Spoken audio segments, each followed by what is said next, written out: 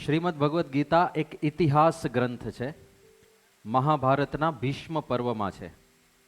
હવે શ્રીમદ ભગવદ્ ગીતા અને શ્રીમદ ભાગવત બે જુદી વસ્તુ છે, મિક્સ ના થઈ જાય. 18 પુરાણમાંનું એક છે શ્રીમદ ભાગવત મહાપુરાણ, એ પુરાણ છે. અને મહાભારત એના અંતર્ગત એક ચેપ્ટર છે શ્રીમદ ભગવત ગીતા, એ ઇતિહાસ ગ્રંથ છે. ઇતિહાસ અને પુરાણમાં ફેર શું છે?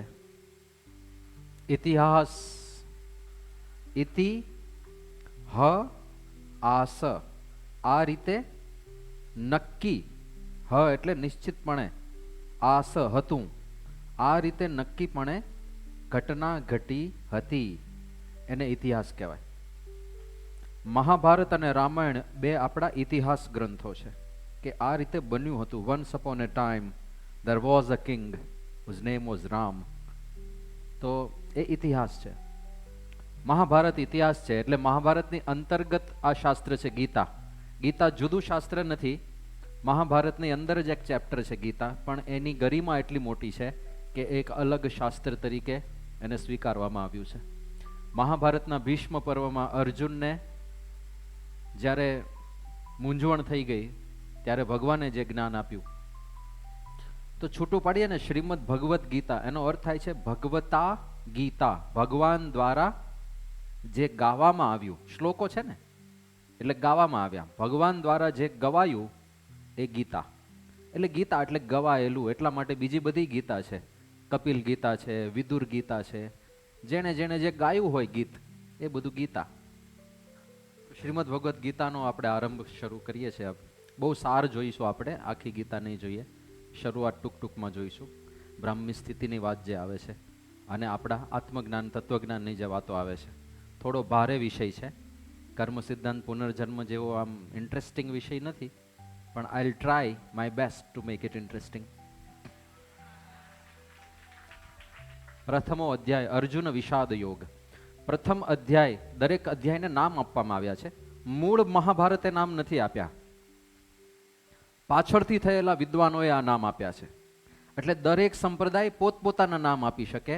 અર્જુન વિષાદ યોગ, કારણ કે અર્જુનને શોક થયો. તો ગીતાની શરૂઆત, પહેલો શ્લોક છે, ધર્મક્ષેત્રે કુરુક્ષેત્રે સમવેતા યુયુત્સવ મામકાહ પાંડવાશ્ચૈવ કિમ અકુર્વત સંજય. તો ધર્મક્ષેત્ર એવા કુરુક્ષેત્ર, જે મેદાનનું નામ કુરુક્ષેત્ર છે. કુરુક્ષેત્ર એટલા માટે પસંદ કરવામાં આવ્યું છે કે ત્યાં આગળ એવી પુણ્ય ભૂમિકા છે, એ ભૂમિ એટલી પુણ્યકારી છે કે કૃષ્ણ ભગવાને કહ્યું કે એવી જગ્યાએ આપણે યુદ્ધ કરીએ કે યુદ્ધમાં જે મૃત્યુ પામે એનું પણ કલ્યાણ થાય.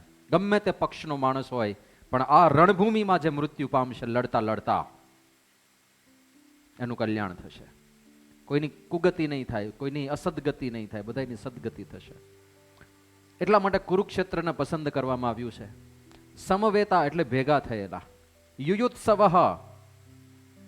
એટલે યુદ્ધ કરવા માટે તત્પર. કોણ કોને કહે છે? ધૃતરાષ્ટ્ર આંધળો છે, સંજયને કહે છે, ને એ લોકો તો રાજમહેલમાં બેઠા છે. યુદ્ધ ચાલે છે કુરુક્ષેત્રમાં, આ લોકો હસ્તિનાપુરમાં બેઠા છે. તો સંજય પાસે એવી દ્રષ્ટિ હતી, દીર્ઘ દ્રષ્ટિ, દૂરદર્શન અને દૂર શ્રવણ, આ બધી અસ્ત સિદ્ધિઓમાંની સિદ્ધિઓ છે. અને એ સાચી વસ્તુઓ છે. તમે સાધના કરો તો દૂરદર્શન અને દૂર શ્રવણમાં એ સિદ્ધિ પ્રાપ્ત કરી શકો. 15-20 વર્ષ ઇન્વેસ્ટ કરવાની તૈયારી હોવી જોઈએ. એટલું ઇન્વેસ્ટ કરી દો વ્યવસ્થિત, પ્રામાણિકપણે. અહીંયા બેઠા બેઠા અમેરિકાનું જોઈ શકો. જોઈ ના શકો, ખાલી અડી પણ શકો. અડી શકો એટલું જ નહીં, ત્યાંથી અહીંયા લાવી પણ શકો. અમેરિકાની પિઝા હટની દુકાનમાંથી 50 દઈને પિઝા અહીંયા લઈ આવો તમે. પણ એ કહેવાય તો ચોરી જ પાછી, હા, એટલે પાપ તો લાગે છે. કર્મનો સિદ્ધાંત તો પાછો આવશે જ. એટલે આ બધી વાતો પહેલા તો સાચી છે. અષ્ટ સિદ્ધિ, નવનિધિ, આ બધી વાતો સાચી છે. એ શ્રદ્ધા આપણી હોવી જોઈએ. સિદ્ધિ પ્રાપ્ત કરેલા કેટલાક અનુભવો, હિમાલયના સિદ્ધ યોગીઓ નામનું પુસ્તક છે, કદાચ કોઈકે વાંચ્યું હોય. વોટ્સએપ યુનિવર્સિટી વાળા છો તમે બધા, કોઈએ નહીં વાંચ્યું હોય મને લાગે. સાંભળ્યું છે આ પુસ્તકનું નામ, હિમાલયના સિદ્ધ યોગીઓ? કેટલાએ સાંભળ્યું છે? બ્રાવો બ્રાવો બ્રાવો, સારું કહેવાય. હવે કેટલાએ વાંચ્યું છે? તો સ્વામી રામ અને સ્વામી અજય એમાંથી એક લેખક છે અને એક અનુભવ કરતા છે. તો સ્વામી રામે જે અનુભવ કર્યા એ સ્વામી અજયે લખેલા છે. એમાં એક સંતે લખેલા અનુભવો છે. એ પોતે જન્મ્યા જ હિમાલયમાં, અનાથ બાળક તરીકે જન્મ્યા, ત્યાં જ મોટા થયા. અને એમણે હિમાલયમાં ફરતા ફરતા જે જે પ્રકારના સિદ્ધો જોયા એનું વર્ણન આ પુસ્તકમાં કરેલું છે. એટલે એણે આકાશમાં ઉડતા સિદ્ધો પણ જોયા, એણે પાણીમાં ચાલતા સિદ્ધો પણ જોયા, એણે મોઢામાંથી અગ્નિ કાઢી શકતા સિદ્ધો પણ જોયા. એ બધી વાતો એમણે ત્યાં લખેલી છે. એમણે તાંત્રિકો પણ જોયા, જે તંત્ર વિદ્યા કરતા હોય એવા તાંત્રિકો પણ જોયા, અને એ બધા પોતાના અનુભવો એમણે ત્યાં લખ્યા છે. એ માણસે એક પ્રસંગ એવો લખ્યો છે કે એ પોતે પણ સાધક હતા. એટલે એક જગ્યાએ સાધના કરતા હતા એક ગુરુ પાસે રહીને. એ ગુરુએ જેને કહેલું કે આ સિદ્ધિઓમાં ફસાતો નહીં, કારણ કે જો સિદ્ધિઓમાં તું ફસાઈ જઈશ તો ભગવાન સુધી નહીં પહોંચી શકે. આ સિદ્ધિઓ બધી ડિસ્ટ્રેક્શન માટે છે, કે એ ખરેખર ભગવાન ટેસ્ટ કરે છે કે આને સામર્થ્યમાં રસ છે કે મારામાં રસ છે. એટલે સામર્થ્ય આવતી જાય, પણ એ સિદ્ધિઓનું પ્રદર્શન કરવામાં જો એ લાગી જાય અને સિદ્ધિએ કરીને પોતાની મોટપ માની લે તો પછી એ આગળ ના વધી શકે. ત્યાં જ એની સાધના ટર્મિનેટ થઈ જાય, પછી ભગવાન સુધી ના પહોંચી શકે. તો આના ગુરુ એને નોર્મલ સાધના કરાવતા હતા. ઘણા વર્ષો વીતી ગયા. એક વખત એ એક જગ્યાએ ગયો, એક મહાત્મા ત્યાં બેઠા હતા, અને આણે મહાત્માએ જેવો આને જોયો ને સીધો નામ દઈને બોલાવ્યો કે આવ આવ આવ. સીધું નામ કહ્યું. આ તો અભિભૂત થઈ ગયા કે મારું નામ આને ક્યાંથી ખબર? કે તારું નામ ખાલી ખબર નથી, તને શું શું ગમે છે, તારું બેકગ્રાઉન્ડ શું છે, તને ઘડિયાળોનો બહુ શોખ છે, એ બધું કહી દીધું. કે આને કેવી રીતે ખબર મને ઘડિયાળો બહુ ગમે છે? કે ઘડિયાળો નહીં, તને જે મોડલ સૌથી વધારે ગમે છે. હવે સ્વિટ્ઝરલેન્ડની કોઈ કંપનીનું મોડલ આને બહુ ગમતું હતું. તને સૌથી વધારે જે ઘડિયાળ ગમે છે એ હું તને ભેટમાં આપું. એમ કરીને આમ મુઠ્ઠી પકડી, પેલો કે હાથ લંબાવ. હાથ લંબાવ્યો અને આમ કાઢ્યું. તો આને સ્વિટ્ઝરલેન્ડની કંપનીની જે ઘડિયાળ ગમતી હતી એ ઘડિયાળ એના હાથમાં સીધી જ. એટલે એ તો એટલો અભિભૂત થઈ ગયો કે મારા ગુરુ મને કંઈ શીખવાડતા જ નથી. આને ગુરુ કહેવાય. જમાવટ કરી દીધી દોસ્ત. પહેલી જ મુલાકાતમાં નામ દઈને બોલાવ્યો, ઘડિયાળ આપી. હવે ત્યાં જ આના આશ્રમના બે શિષ્યોએ પેલાને જોઈ લીધો કે આ પેલા ગુરુ પાસે બેઠો છે, ને ઘડિયાળ લીધી એણે. જેવો એ આશ્રમ પહોંચ્યો પોતાના ગુરુ પાસે, ગુરુએ ફટાક દઈને એક લાફો મારી દીધો કે ચોરીની ઘડિયાળ કેમ પહેરી? એ ચોરીની ક્યાં છે? મેં ચોરી નથી કરી. પેલા મહાત્માએ મને ભેટમાં આપી છે, ચોરી નથી. તે ચોરી નથી કરી, પણ એ મહાત્માએ ચોરી કરી છે. અહીંયા બેઠા બેઠા એની પાસે દૂરદર્શન દૂરશ્રવણની વિદ્યા છે. અહીંયા બેઠા બેઠા સ્વિટ્ઝરલેન્ડના સ્ટોરમાંથી એણે ઘડિયાળ ચોરીને તને આપી છે. દૂરદર્શન. શ્રીજી મહારાજે વચનામૃતમાં આ સિદ્ધિની વાત કરી છે કે કોઈ સિદ્ધિવાળો માણસ હોય એ પણ અહીંયા બેઠો બેઠો લાખ ગાવ દૂરની વાતો સાંભળી શકે અને એનો પદાર્થને અડી શકે. તો એવી સિદ્ધિઓ છે દુનિયામાં. હિમાલયમાં ઘણા બધા પાસે કદાચ હશે. બીજો એક એણે આગ ઓકનાર સાધુ પણ જોયો હતો, મોઢામાંથી આગ કાઢતો હોય. અને આને એ સાધુને જોઈને એણે એના ગુરુને કીધું કે આવું કંઈક શીખવાડો ને તમે મને, બીજું બધું શીખવાડ કરો છો. પેલો કે એ મહાત્માને જઈને તું પૂછજે કે એને આ સિદ્ધિ પ્રાપ્ત કરતા કેટલી વાર લાગી. તો એ મહાત્મા પાસે ગયો કે તમે આગ ઓકતા શીખ્યા, કેટલી વાર લાગી તમારે આ સિદ્ધિ મેળવતા? પેલો કે 12 વર્ષની સાધના. 12 વર્ષની સાધના પછી એ મોઢામાંથી આગ કાઢી શકે. તો એના ગુરુ પાસે ગયો કે ગુરુજી એ કહે છે 12 વર્ષ લાગ્યા. એ કે 12 વર્ષ પછી એને 50 પૈસાનું કામ પડ્યું. એ કેમ? કે આ માચીસની સળી, દીવાસળી કેટલા રૂપિયાની આવે? 50 પૈસામાં 100 આવે. કે આનાથી જેટલું કામ થાય ને એટલું એ 12 વર્ષમાં આના વગર કરતા શીખ્યો. બસ. તો એની પાછળ તારે એનર્જી વેસ્ટ કરવી છે? લોકો અભિભૂત થઈ જશે તું મોઢામાંથી અગ્નિ કાઢીશ તો. લોકો વાહ વાહ કરશે, તને જાદુગર સમજશે, બધું કરશે. એનાથી તને શું ફાયદો થશે? કાંઈ નહીં. અહીંયા બેઠા બેઠા હું અમેરિકાનું જોઈ શકું તો એ તો લાઈવ ટેલિકાસ્ટમાં જોઈ શકું છું. એનાથી મને ફાયદો શું થશે? અહીંયા બેઠા બેઠા હું દૂરની વસ્તુ અડી શકું, એનાથી મને ફાયદો શું થશે? અહીંયા સામે કોમ્પ્યુટર પડ્યું છે, બધી વસ્તુને ક્યાં મને અડવાની ઈચ્છા થાય છે? આ સામે પડ્યું તો હું અડડ કરું જેને તેને. એ સિદ્ધિથી ફાયદો શું? ખાલી મનમાં છે એ બધા, પણ એવી સિદ્ધિઓ છે. એટલે કોઈ એવું કે સંજય ત્યાં બેઠો બેઠો ક્યાંથી મહાભારત જોઈ શકે? આ બધા ગપ્પા છે. ગપ્પા નથી ભાઈ. તારી શ્રદ્ધા ના હોય તો તારા ઘરે બેસ. બાકી સનાતન શાસ્ત્રમાં કાંઈ ગપ્પા નથી. આ બધી જુદી કક્ષાની વાતો છે. તું હજી કેજીમાં છે, તું ભણતા ભણતા આગળ વધજો, તને સમજાશે બધું ધીરે ધીરે. તો ત્યાં બેઠા બેઠા ધૃતરાષ્ટ્રને સંજય બધી વાતો કરે છે. પહેલો જ ધૃતરાષ્ટ્રનો પ્રશ્ન છે કે ત્યાં કુરુક્ષેત્રમાં બધા લડવા માટે તૈયાર થયા છે. મામકાહા પાંડવાશ્ચૈવ કિમ અકુર્વત સંજય. મામકાહા એટલે મારા દીકરા, અને પાંડવાહા એટલે મારા ભાઈ પાંડવાના દીકરા. એ બંને ભેગા થઈને શું કર્યું, કેવું યુદ્ધ થયું, એ બધી વાત કરતું. લાઈવ ટેલિકાસ્ટ, પણ ખાલી સાંભળવાથી, રેડિયો લાઈવ કોમેન્ટ્રી. હવે અહીંયા મામકાહામાં જ પહેલા તો પ્રશ્ન પડ્યો છે. મામકાહા એટલે મમત્વ બુદ્ધિ, અને મમત્વ બુદ્ધિ જ અજ્ઞાન અને દુઃખનું જડ છે.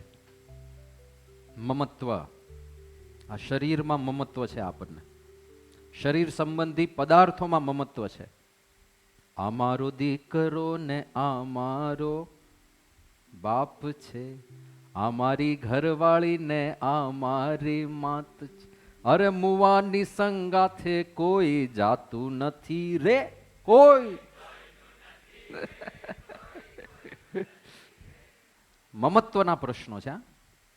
મમત્વ, ખાલી મમતા તૂટી જાય ને, મમતા તૂટી જાય. દાખલા તરીકે અહીંયા એક મોબાઈલ હોય અને આમ જોરથી હથોડો મારું ધડામ દઈને, તમે કહો સ્વામી ફરીથી કરો, ટિકટોક વિડીયો બનાવી લઈએ, જબ્બર છે આ તો, ફોન તોડો છો જે થોડાથી. પણ પછી તમને એ ખબર પડે કે આ જે તોડ્યો ને ફોન એ તમારો હતો.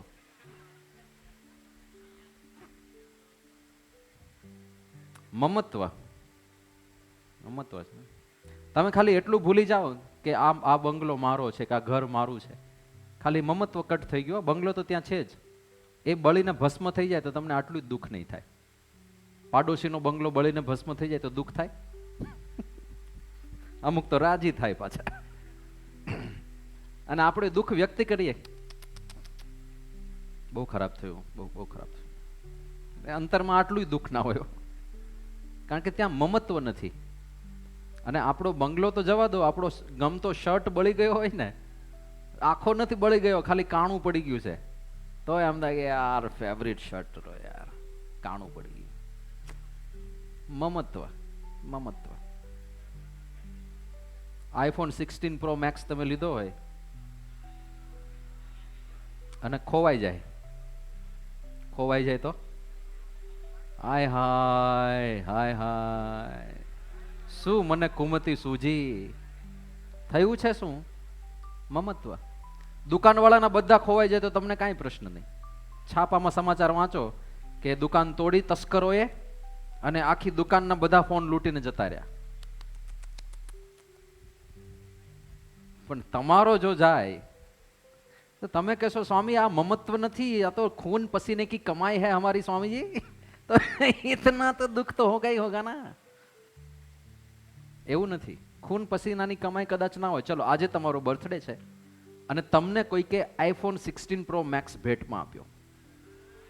હેપી બર્થડે ટુ યુ ભેટમાં આપી દીધો અને તમે સ્વીકારી લીધો, બધા કોન્ટેક્ટ્સ ને બધું ઇન્સ્ટોલ કરી દીધું ને સિમ કાર્ડ નાખ્યું ને બધું ટેસ્ટિંગ કરી લીધું. અને બીજે દિવસે સવારે તમે રિક્ષામાં બેસીને ઓફિસે જતા હતા અને ઓફિસે ઉતર્યા અને રિક્ષામાં ફોન ભૂલી ગયા અને ગયો, તો દુઃખ નહીં થાય? કેમ? ખૂન પસીનાની કમાઈ તો છે જ નહીં, મફતમાં મળેલો છે. કઈ બાબતનું દુઃખ છે? મમત્વ. મારો ફોન હતો તો એક દિવસ પહેલા તો એ ફોનમાં મમત્વ હતું જ નહીં. એ દુકાનમાં હતો ત્યારે જો ચોરાઈ ગયો હોત, જો પૈસા તો તમે ખર્ચ્યા જ નથી. હા, અરે દુકાનમાં નહીં, તમારા ભાઈબંધે તમને ગિફ્ટ આપ્યો એ પહેલા એના હાથથી ખોવાઈ ગયો હોત તો તમને દુઃખ થાત? તમારો થયો અને તમે માની લીધું આ મારો છે, પછી ગયો તો દુઃખ થયું. શું? Mental connection, that is it. મમત્વ. આ આખા સંસારમાં આપણે જ્યાં જ્યાં તાંતણા જોડ્યા છે એ બધા મમત્વના તાંતણા છે, જે ખોટા છે, જે જુઠ્ઠાણું છે. કર્તવ્ય નિભાવવાના છે ને, પણ મનમાં યાદ રાખવાનું, મામકાહા ત્યાં જ મહાભારતનું મૂળ પડેલું છે. ધૃતરાષ્ટ્રને ત્યાં જ્યારથી આ પુત્ર જન્મ્યો, દુર્યોધનના જન્મ વખતે ગધેડા ભૂંક્યા હતા.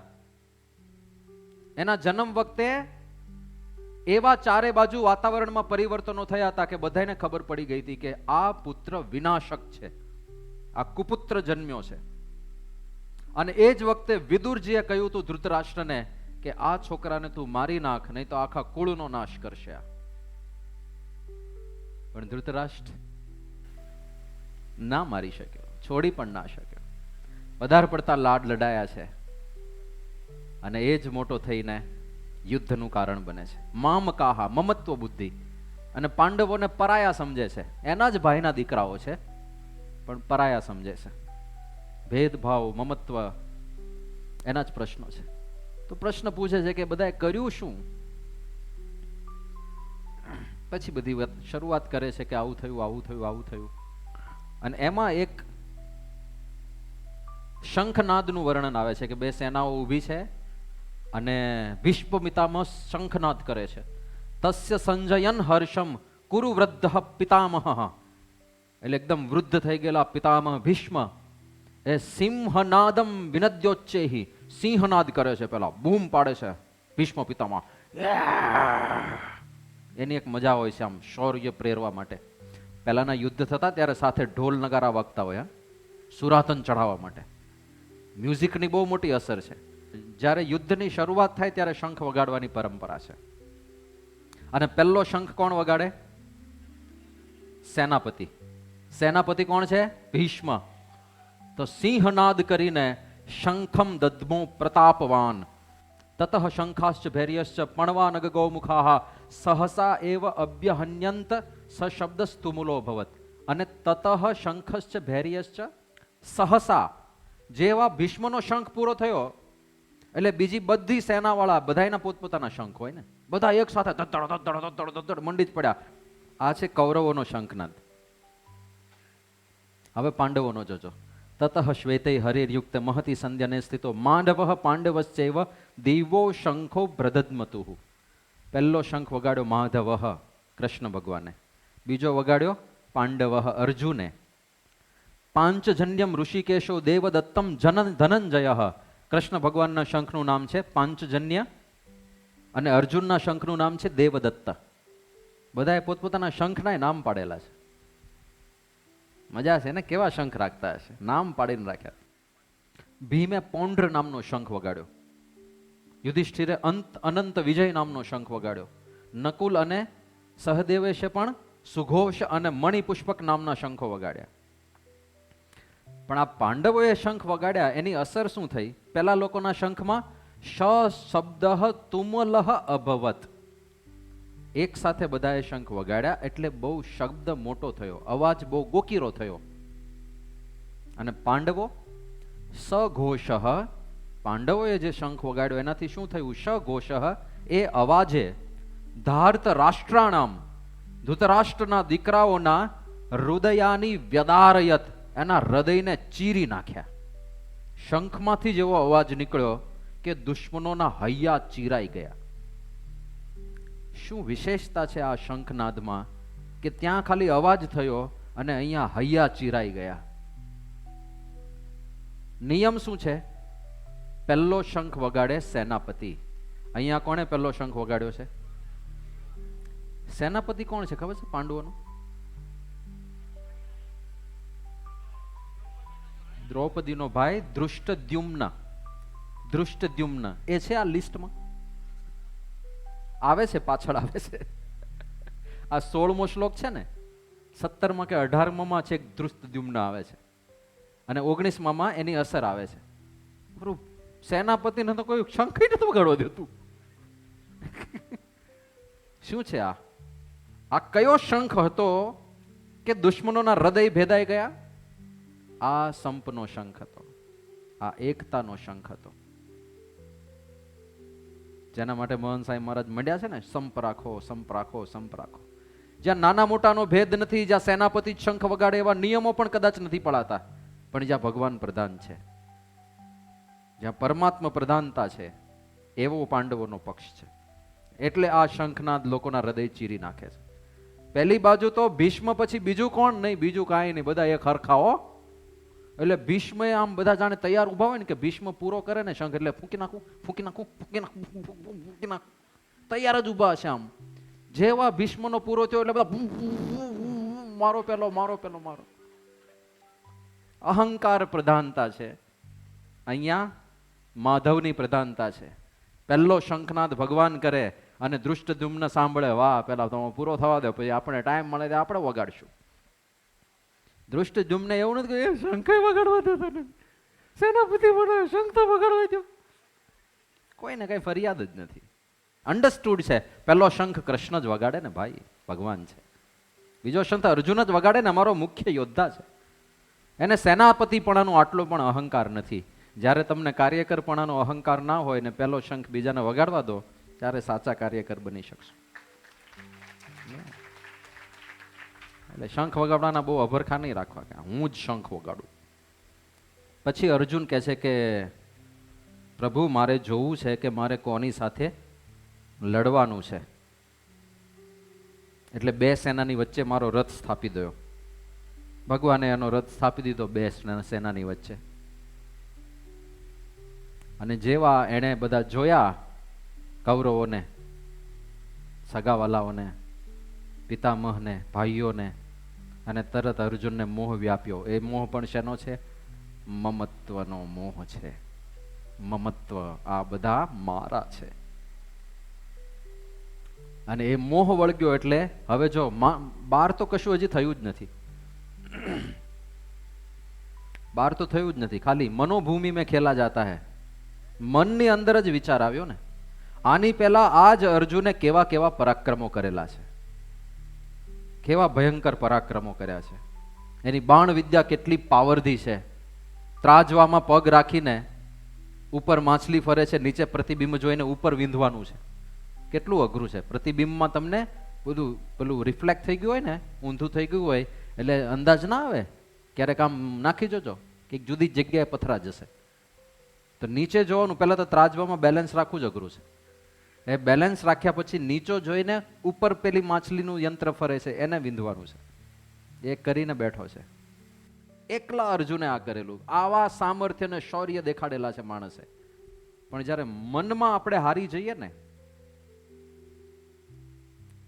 ત્યારે પછી બહારથી લડવાની હિંમત ના રહે. અર્જુન મનથી હારી ગયો. સગાવાલાઓને જોયા ને એટલે થયું શું? સીદંતી મમ ગાત્રાણી, મારા ગાત્રો શિથિલ થઈ ગયા છે. મુખમ ચ પરિશુષ્યતિ, મારું મોઢું સુકાઈ રહ્યું છે પ્રભુ. વેપથુશ્ચ શરીરે મેં, મારા આખા શરીરમાં ધ્રુજારી છે. રોમ હર્ષશ્ચ જાયતે, ભયના માર્યા મારા બધા રૂવાડા બેઠા થઈ ગયા છે. અને ગાંડીવમ સંસ્રતે હસ્તાદ, હાથમાંથી એનું ગાંડીવ ધનુષ્ય સરી પડ્યું. સંસ્રતે, જે ગાંડીવના ટંકાર માત્રથી આખી યુદ્ધ ભૂમિ થંભી જતી હતી, એ ગાંડીવ છે અર્જુનના હાથમાં. અને એ ગાંડીવ પહેલા દિવસે યાદ રાખજો હાથમાંથી સરી પડ્યું છે. અને આવો મહાયોદ્ધા અર્જુન, પરાક્રમી અર્જુન પહેલા દિવસે ધ્રુજે છે, ભયભીત થઈ ગયો છે. તમારી પાસે કદાચ અર્જુન જેટલી ટેલેન્ટ હશે, અર્જુન જેટલું શૌર્ય હશે, અર્જુન જેવા અસ્ત્ર શસ્ત્ર હશે, અને તમારા રથમાં સાક્ષાત ભગવાન બેઠા હશે, પણ જ્યાં સુધી તમે શરણાગત થઈને જ્ઞાન પ્રાપ્તિ નહીં કરો ત્યાં સુધી બધા હથિયારો ક્યારે સરી પડશે કાંઈ નક્કી નથી. તમે એવો વિચાર કરશો કે મારી અંદર આવડત છે, જીવનમાં વાંધો નહીં આવે, હું ડોક્ટર બન્યો છું, એન્જિનિયર બન્યો છું, સીએ થયેલો છું, MBA થયેલો છું, IIM-માં ભણ્યો છું. અરે તું ગમે તે હો, IAS ઓફિસર આત્મહત્યાઓ કરે છે. જીવન સંગ્રામ કંઈક જુદી વસ્તુ છે. ત્યાં બુદ્ધિ પ્રતિભા કામ નથી લાગતી. એક સમય એવો આવશે જ્યારે તમારા હાથમાંથી જેટલા શસ્ત્રો તમે જેના આધારે જીવવાનું વિચાર્યું છે ને, ગાંડીવ છે વાંધો નહીં આવે, MBA છું વાંધો નહીં આવે, 50 લાખની જોબ છે વાંધો નહીં આવે, એક દિવસ એવો આવશે બધા શસ્ત્રો બધા પડ્યા રહેશે અને તમે ધ્રુજતા હશો. બાજુમાં ભગવાન હશે તોય ધ્રુજતા હશો. ક્યાં સુધી? જ્યાં સુધી શરણાગતિ નહીં લો ત્યાં સુધી. અર્જુન એટલા બુદ્ધિશાળી કહેવાય કે એણે બાજુમાં રહેલા ભગવાનની શરણાગતિ લઈ લીધી. માણસ જો અહંકારમાં રાજતો હોય તો આટલું નથી કરી શકતો. કોઈ પાસે શરણાગત થઈને જઈ નથી શકતો. કોઈ પાસે બદ્ધાંજલિ થઈને પોતાની જાતને નતમસ્તક નથી કરી શકતો. કેમ ડોક્ટર એપીજે અબ્દુલ કલામ મહાન છે? કારણ કે આટલા મોટા સાયન્ટિસ્ટ છતાં એક સંત પાસે જે રીતે નતમસ્તક થયા ને, એ સાધારણ લોકો ના કરી શકે. એ મુમુક્ષુતાની પરાકાષ્ઠા હોય ને, એ જ માણસ કરી શકે. એને રાષ્ટ્રપતિની બીજી ટર્મ ચાલુ રાખવા બધા વિનંતી કરતા હતા. અને એ વખતે કલામે પ્રમુખ સ્વામી મહારાજને પૂછેલું, બોલો કે બાપા મને કહે છે બધા બીજી વાર રાષ્ટ્રપતિ બનવાનું, હું કરું આગળ વધુ? અને પ્રમુખ સ્વામી મહારાજે એવું કહ્યું કે જો બિનહરીફ તમને ચૂંટતા હોય તો તમે રહેજો, બાકી એક પણ સદસ્ય તમારી સામે હોય બીજા તો તમે રિઝાઇન કરી દેજો. અને રિઝાઇન કરી દીધું બાપાના વચને. આટલી નમ્રતા આવવી ને એ બધા પાસે નથી આવતી, બધાની અંદર નથી હોતી. તો ભગવાન પાસે નમ્ર થવું પડે. પણ આવો યોદ્ધા છે, ગાંડીવમ સંસ્કૃતે હસ્તા ત્વક્ચૈવ પરિદહ્યતે, મારા આખા શરીરમાં બળતરા થઈ રહી છે. નચ શક્તોમી અવસ્થાતુમ ભ્રમતીવ ચ મે મનઃ, મને ચક્કર આવી રહ્યા છે, મારું મન ભમી રહ્યું છે, હું સ્થિર ઊભો રહેવા પણ સમર્થ નથી. નિમિત્તાની ચ પશ્યામિ વિપરીતાની કેશવ, મને ચારે બાજુ બધી વિપરીત પરિસ્થિતિઓ દેખાઈ રહી છે. ન શ્રેયઃ અનુપશ્યામિ હત્વા સજનમાહવે, આ યુદ્ધની અંદર સ્વજનોને મારીને હું કોઈનું શ્રેય, કોઈનું કલ્યાણ નથી જોતો.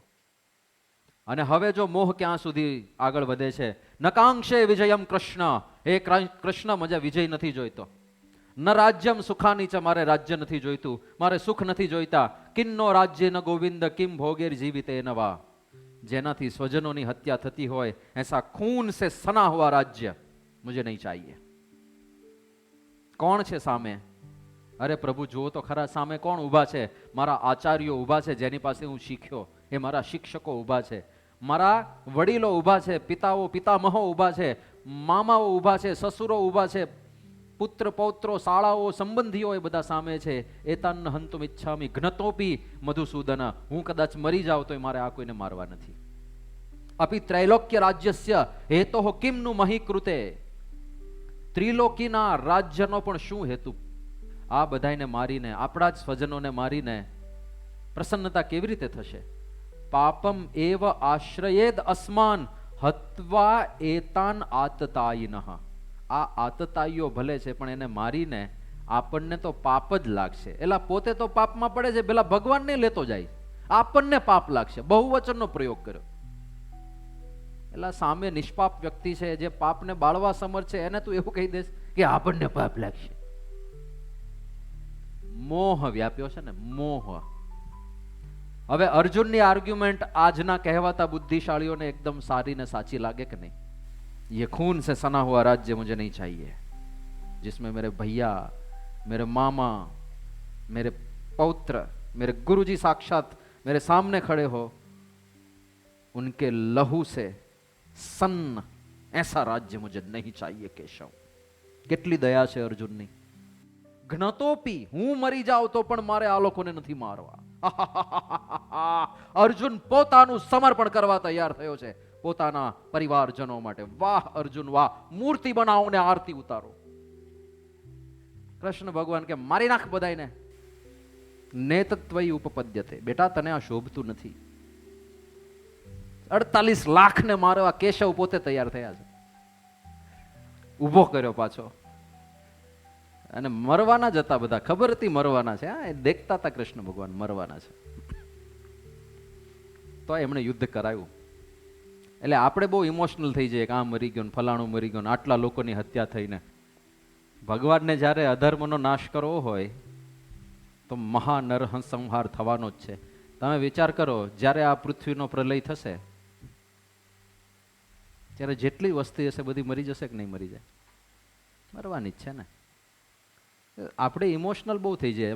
અને આવી બધી અનઇમ્પોર્ટન્ટ વાતોને આ ભૌતિક માણસોએ બહુ ઇમ્પોર્ટન્ટ બનાવી દીધી છે. મરવું એ શું છે? આ શરીરમાંથી બહાર નીકળવું. ડન. જે વસ્તુ આપણે કરોડો વખત કરી ચૂક્યા છીએ. દુનિયામાં આપણને સૌથી વધારે અનુભવ કોઈ વસ્તુનો હોય ને તો એ મરવાનો અનુભવ છે. આપણે ડૉક્ટર બન્યા પણ ખાલી મનુષ્ય શરીરમાં જ બન્યા, પણ બીજા જેટલા શરીર લીધા એ બધામાં મર્યા તો છીએ જ. અળસિયું મર્યું, મકોડા તરીકે જન્મ્યા ત્યારેય મર્યા, ગધેડા તરીકે જન્મ્યા ત્યારેય મર્યા, કૂતરા તરીકે જન્મ્યા ત્યારેય મર્યા. મરવામાં તો પીએચડી છે આપણી ભલા માણસ. તો બીક શેની રાખો છો? એક્સપર્ટ છીએ આપણે મરવામાં. મરવાની બીક. અને બીજા મરી જાય એમાં શોક. શું થયું? કાયામાંથી હંસલો રે ઓ ચિંતાનો ઉડી જાશ, કોણ જાણી શકે કાળ, કાલે વાણું કેવું વાશે, કે તારા મોટા મોટા બંગલા, કે તારી માયા મૂડી, તારી